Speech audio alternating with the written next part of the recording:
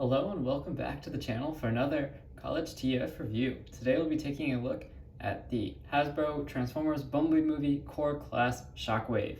And I think this is one of the best entries into the Core Class line, honestly, ever.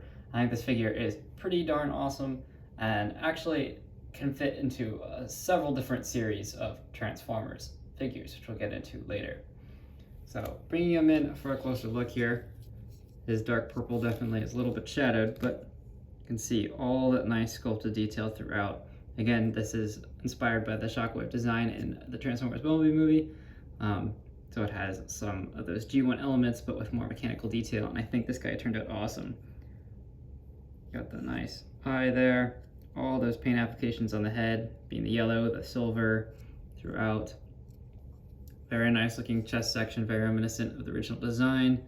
Of course, we got the arms here, some cool tread detail, which becomes more prevalent in alt mode. And then going down to the legs here, we get some more of that nice paint application at the waist and on the knee pads. And then of course the legs have been painted really nicely. Loads of detail in there too, lots of nice sculpt work. And then the same thing with this gun. It's actually been painted with silver. Looks really, really, really awesome. Honestly, this guy, you could, if you didn't have a size comparison, he totally could look like a Voyager class. I think the amount of paint application on this guy is proportionately comparable to that of some of our Voyager figures.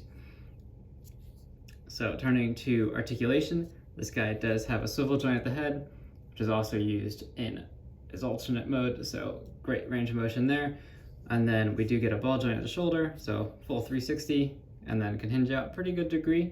And then at the arm here, we actually get a whole set of joints, which I actually find a little bit annoying, but we get two mushroom pegs at the top and bottom, plus the joint here. So we can bend the arm roughly to 90 there, and then it can swivel 360 degrees from two different joints, that being this one, and then above the elbow too. So above and below the elbow hinge locations. And then of course, same range of motion on this arm, it's just now we have the gun attached, which you can actually remove, as that is also part of his alternate mode. We'll take a look at that in a second. So there's Shockwave. If you just want him to have two fists, you could, which I think actually does look pretty sick. Then he doesn't have any waist rotation or swivel because he is a core class after all, but he does have a great range of motion here on the legs. That side motion isn't too great, but he can kick forward pretty far and back pretty far. And then we do get almost 90 degrees there at the knee, and then we do get great range of motion there at the toe due to transformation. So overall, pretty well articulated figure. You can definitely get him into some fairly dynamic shots and make him look like a Voyager bot. And then taking a look here at his accessory, refocus there, being his gun. I think the sculpt turned out really, really nice on this. And it is obviously a very prominent feature on him in both robot mode and we'll see in alt mode. And then it does have a peg on the bottom here, and this does move, which I'll show in a little bit for transformation. So just pegging his gun back on. You can, of course, peg this into either hand. Bring in another core class figure for size comparison. Since we only got Shockwave from the Transformers Bumblebee line, I'll just use some of the Kingdom figures. Here is Kingdom Core Class Megatron. I think these two actually size and scale really well with one another. I really like this Shockwave design from the Bumblebee movie, mainly due to his alt mode, that being a Cybertronian tank. I think he looks really, really awesome. I would love to see a Voyager class of the Shockwave, and honestly, if they took this mold, just gave it a few more points of articulation, and scaled it up, I think it would be a fantastic Voyager class. And he scales really nicely here with Megatron. I also think that this figure fits in really well with some of the older Transformers Prime figures, given that this Shockwave design is very reminiscent of that from Transformers Prime, just this one has a little bit more mechanical detail, but their alt modes are almost identical, so I think he would fit right in with that collection too. I have those guys here with me, but they're unfortunately not transformed right now to do a comparison, but he definitely looks the part with those figures as well. So turning to transformation, I just want to remove his gun, and then we'll actually want to flip out this tab, and it actually does lock into place very nicely. Set that off to the side. Turn to Shockwave himself. His transformation actually is fairly complex for how small of a figure he is, so we'll start by just collapsing the toes here, each side, and they do actually snap into place there. And then we want to rotate the arms around just so they're out of the way, and we can go ahead and rotate the arms I usually use the bottom joint underneath the elbow, and then we do get a tab here on the top of the arm that goes into a slot there on the upper arm. It just tabs into place. Do the same thing on the other side. Just rotate at that lower joint. And then we have his arms transformed. We can go ahead and rotate his head around too. We'll need to do that anyways. Then for the legs, there actually is a second joint in here that just splays out from inside the leg.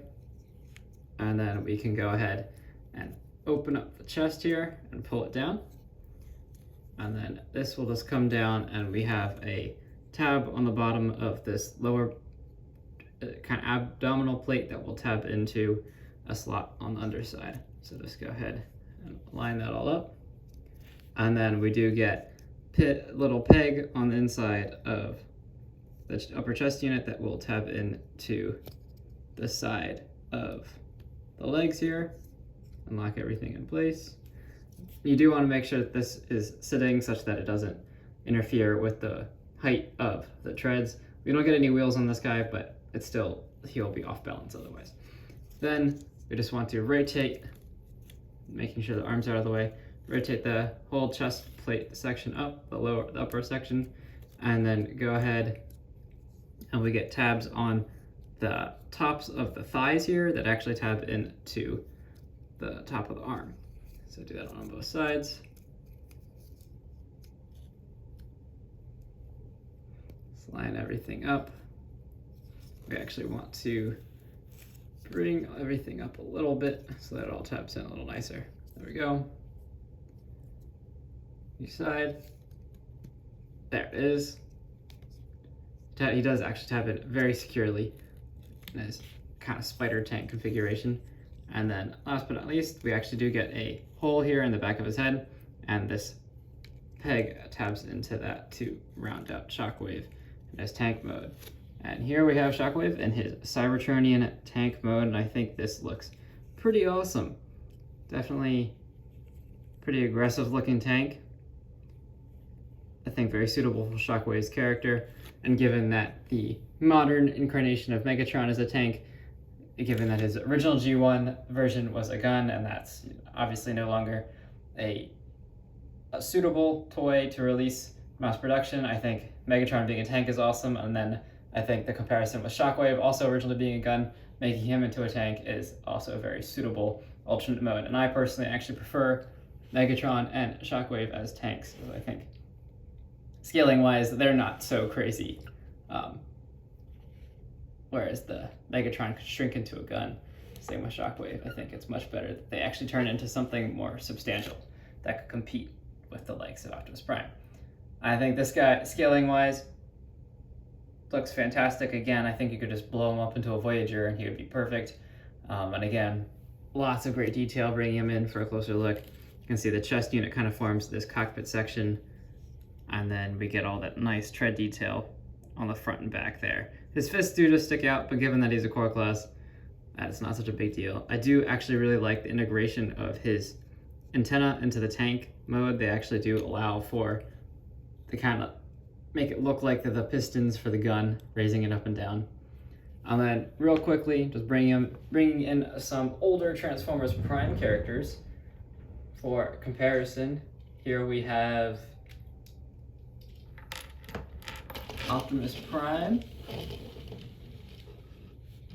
one of my favorite figures of all time, and find a Viacon here,